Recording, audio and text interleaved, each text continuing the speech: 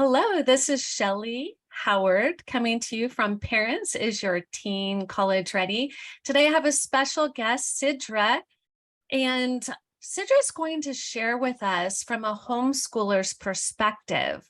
So for all of you guests listening on the show today, our goal is to make all students college ready, if that is their plan and their purpose.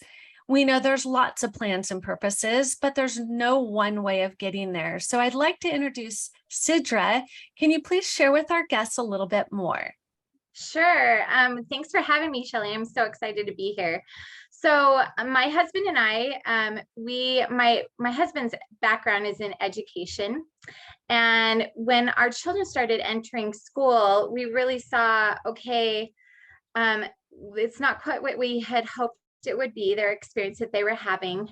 And my husband was teaching at a collegiate level and was also concerned on that end, like people were like struggling with education a little bit. They're struggling with wanting to learn. And so what we decided to do was, we pulled out our kids out of homeschool was the choice that we made. And then we created a part-time school in our community that really geared towards homeschoolers so that they had an option to go to a couple days a week where they could have classes together and, project-based learning, some of the type of learning we wanted our kids to experience.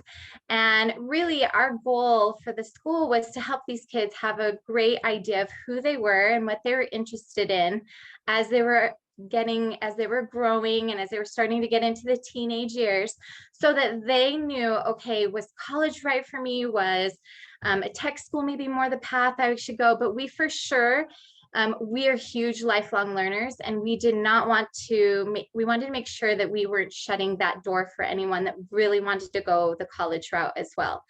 And so we always made sure that that was on our radar, that the kids were being prepared for college as well.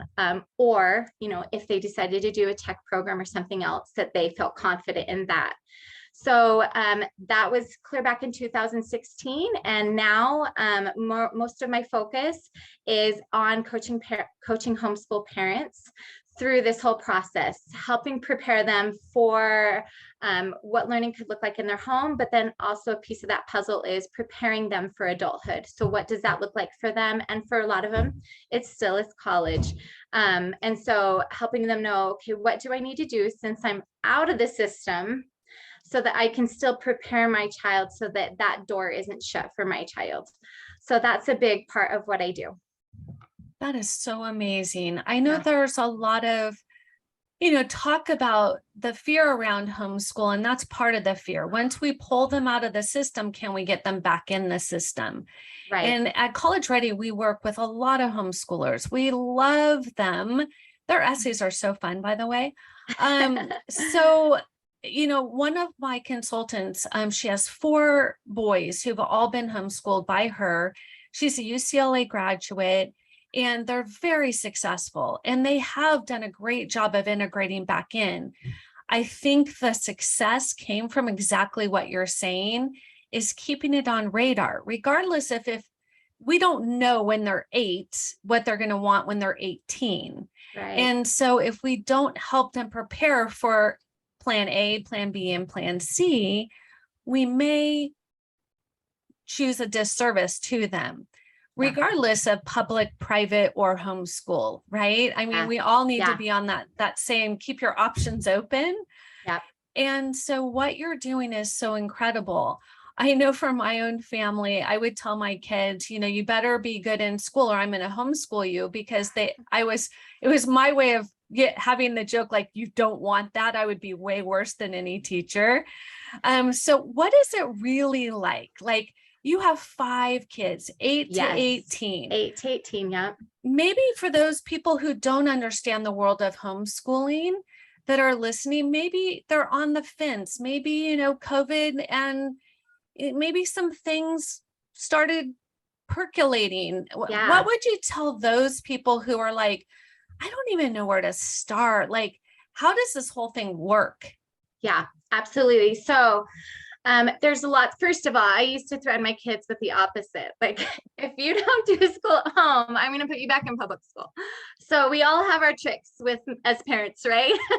We know what will like hit our kids and get them motivated. But so first of all, with like a lot of families, I think there's as many reasons why families choose to homeschool as there are families, but they all can kind of go in a couple categories.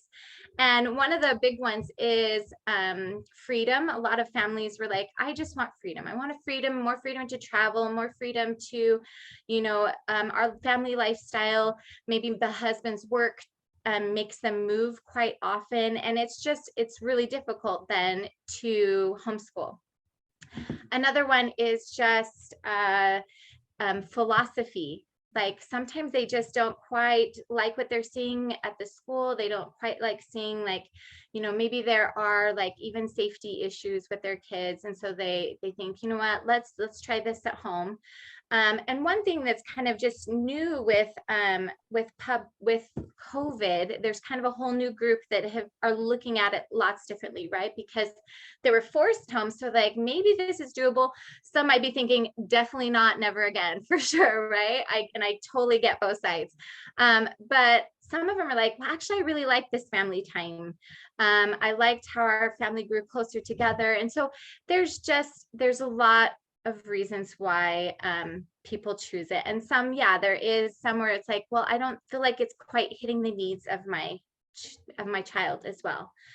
So that failure to reach their child, whether their child's got a neurodiversity, or maybe they feel like they want to go at a different pace with their child. There's just lots of reasons.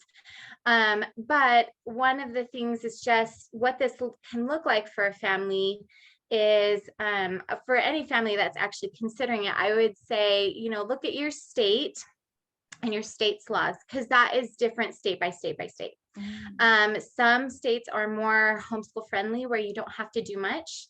Others are a lot more like there's a lot more regulation and answering in, and some it's like really actually difficult to homeschool. You have the whole spectrum in between. So a good website for that is called hslda.org. And it's the Homeschool Legal Defense Association, I believe is what it is. And that you can look up state by state what your legal requirements are for your state. So that's a good place to start. Another thing for most of us, this isn't maybe the homeschool of 20 to 40 years ago where you're really isolated. Community is huge with the homeschoolers now. Like very few are actually isolated, truly isolated. There's so many other homeschoolers where finding a community within your area was key for me as well. And then there's just so many resources online where it's not that, oh, I'm going to have to be the teacher for my 5th grader and my 3rd grader and my 1st grader, and I have 2 babies too. That's where I started. Wow. And it's not quite like that. There's just a lot of ways. There's a lot of paradigm shifts that you kind of have to have where it's like, okay, I don't need to be a 5th grade teacher, 3rd grade teacher, 1st grade teacher. We can do a lot of family learning.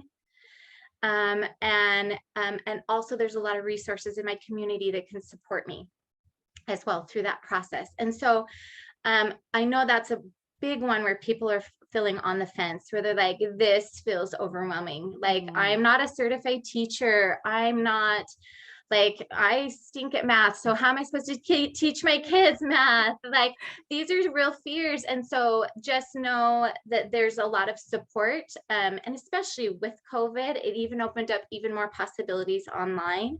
There's a lot of free resources, but there's also in most communities, I'd say throughout the United States, there is some kind of a co-op or some kind of a homeschool group or community that you can be a part of, so your kids can still be around other kids.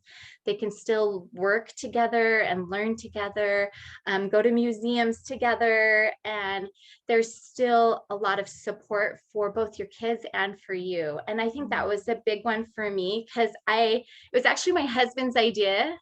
And I was like, no way am I doing this homeschool thing at first. But as we got into it and stuff, we saw, wow, there are so many ways that homeschoolers can be supported now. And even in my state, there's a lot of opportunities, and you would have to look, but different states have opportunities where you can still partner with the schools and still be part of like the school sports or orchestra and some of those things where you can still be part of the school system to some degree as well. So there's still opportunities like that where you're like, where maybe, you know, you love sports and that might be the reason where you're like, well, I still want them to experience some of these things either through the school or through the community. There's still a lot of opportunities for homeschoolers and for kids to be involved in things like acting and music and cooking, or, you know, just some of those things where you need a little help filling in some gaps where you're like, I can't create a football team out of my like 2 kids, you know. And so there's a lot of things in the community that can support those things as well, not just the academic learning and stuff. So you make it sound so much easier than I anticipated. So It actually is, and that's the fun part. let's talk about a day in the life. Okay. What does a day in the life look like for you? Yeah, so I work, that's another one that can be kind of a barrier. So I work as well as homeschooling. So I might be slightly unique, maybe not, but I'm lucky enough to have a job where I have flexible and I can work from home and stuff. So, but what I like to do is in the morning, we just do probably what everybody else does, but the key for homeschool that I loved is it's slower. Like the frantic, find your shoes, find your backpack, you didn't finish your project, that's gone. And that's kind of nice for me. So it's just a little bit of a slower morning, but we do still keep a routine. You know, so it's the same things for my younger kids. I have an 8 and 10-year-old that are still, you know, fully homeschooled. But it's like, you know, get dressed, do your chore, let's have some breakfast. And then we kind of have a gathering like activity that might be reading, like where I'll read to them on the couch. And then we're very big on project-based kind of learning, hands-on learning. And so we might get into a project. Some days we actually do a little bit of like book learning or something like that, where they're like practicing math facts and stuff like that. But it does look different a little bit every day, but we have a little bit of a routine that we go to where they're like, we know after breakfast, it's learning time until lunch. And that's kind of our routine. And then after lunch, it's free play time for them. So we actually get it all done in a half day, which is actually a surprise for a lot of homeschool, parents who aren't homeschoolers, is that, you know, when you are doing it at home with your kids and it's one-on-one, it doesn't go to clear till 3 o'clock, and it doesn't need to. And then actually like it just can happen so much faster. And so we do it for about a half day. Now for my older kids, because I have teens, after COVID, they decided they had had enough isolation and they really needed peer friends. And so they decided to do high school at our local high school this last year. And so they actually are on a regular high school schedule. And I think that was one of the things that you brought up, where people wonder, okay, how, after they've been homeschooled their whole journey through junior high, through a sophomore or junior, my daughter jumped in as a senior in high school, and this is the first year she'd been in. How does that work? And so it works. And in fact, it was kind of amazing how, you know, the school was a little bit nervous because we didn't have we had to do a little bit more showing what we had done than normal, and they're a little bit more nervous to like bring us on board because they're worried we were going to throw off their numbers. But pretty quickly they realized, oh, okay, your daughter can go in the honors class and she can go in the AP class. Okay, we see what level they're at. And it was amazing. They jumped right into honors classes. They jumped right into AP classes. And that's not just my kids, but a lot of the kids that we've had at our school as well.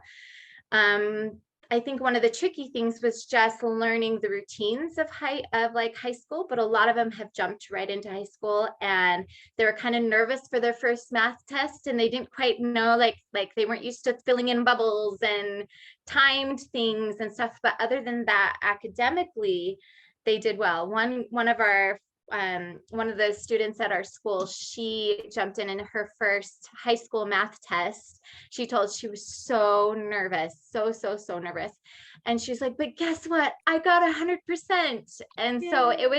it was so fulfilling for her, because I think, homeschool kids, are often is a point somewhere in their journey where they wonder that too. Right. How do I like measure up to my peers? Like, am I really okay? I felt like I'm okay. I've learned a lot, but really, am I okay? And so like getting that satisfaction, that like validation, wow, I really am. I'm really gonna be okay. And that's what we've noticed for the most part across the board, that all of our students have jumped in either to a tech school or into high school, or even switching, just getting their GED and jumping straight into community college classes. They've all done fine and done really well, done great on their testing with their ACTs and stuff like that. And so, learning can look differently, but it's still in a good, rich environment. It can still work and still get them ready for that next phase of adulthood, for sure. Can you talk a little bit about your school? Like, I'm listening as a parent and I'm still okay. I mean, it all sounds really awesome, but I hang up and then I'm still alone. So can you help bridge that? Like, can they call you? Like, where do they even start?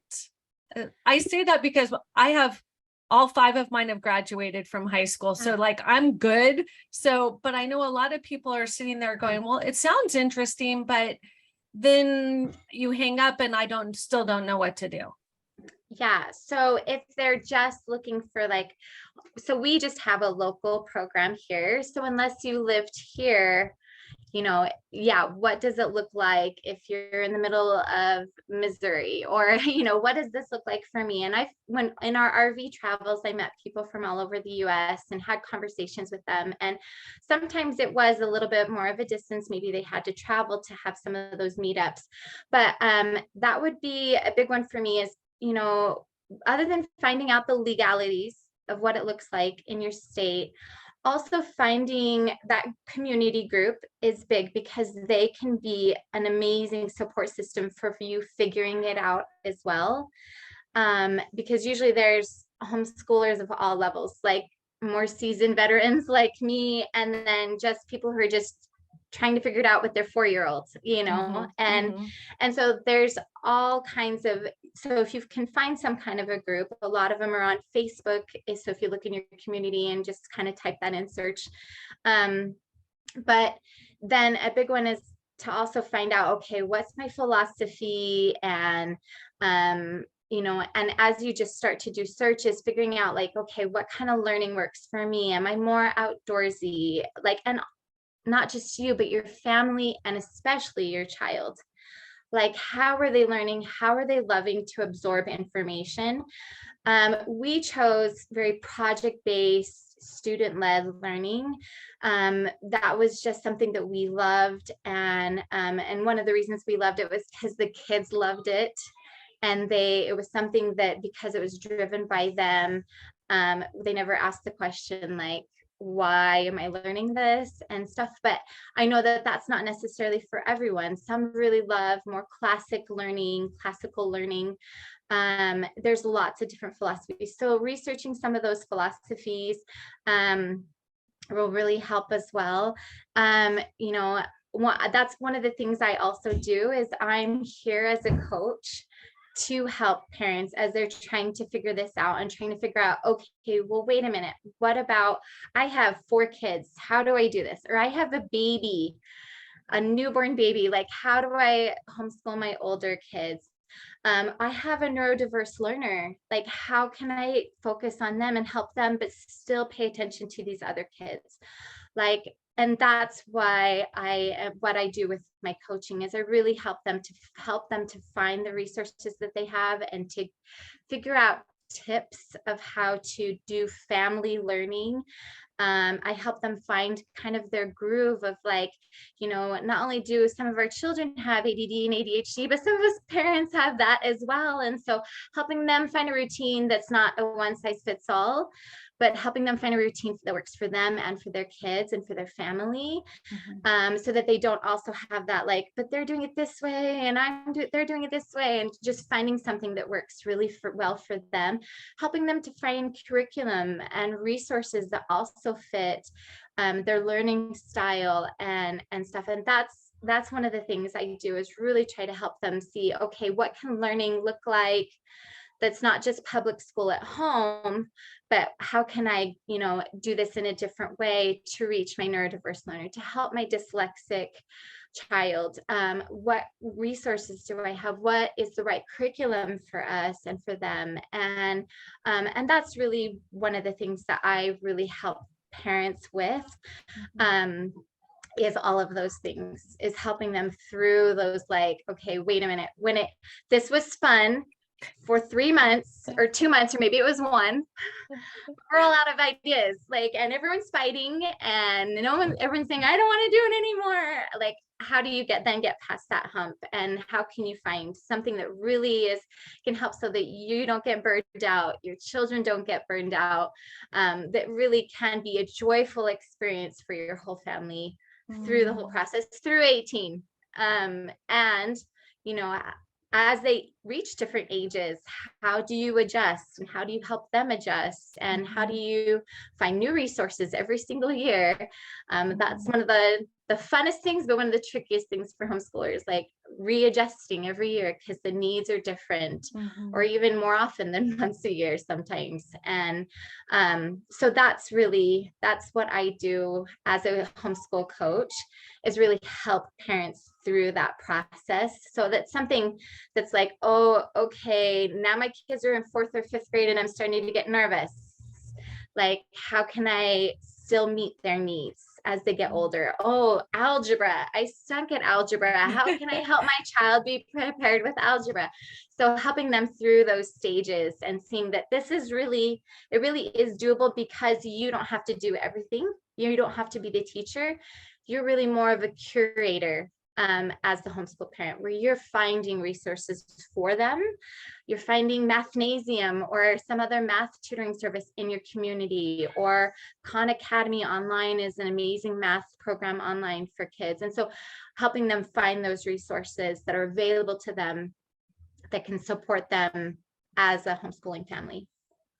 So if somebody wanted to reach out to you, what would be the best way for them to do that? Yeah, so we have a website. It's called Knox Academy of Making, and that's KNOX, academyofmaking.org is our website right now. Yep. Excellent. Yep. So parents, I hope you are enlightened. That is such great, valuable information. We work with homeschool families. We work with all families. We truly see the benefits of every student and every education. At this point, I wanted to announce to my listeners, we just started a new division. It's called See Our Future Now. And we are now helping students figure out, not just students, everyone, all ages, figure out who they are and why they matter. So See Our Future Now is something that we're offering our families to get really clear on, what do you want to do after you become an adult? Is that college? Is it a tech school? Is it being an entrepreneur? So if you would like further information, please reach out to us, because we want to help you. Homeschool, private school, public school, you all matter to us. So thank you for listening. And thank you, Sidra. Yes, so fun to be here. Thank you, Shelley. You're welcome.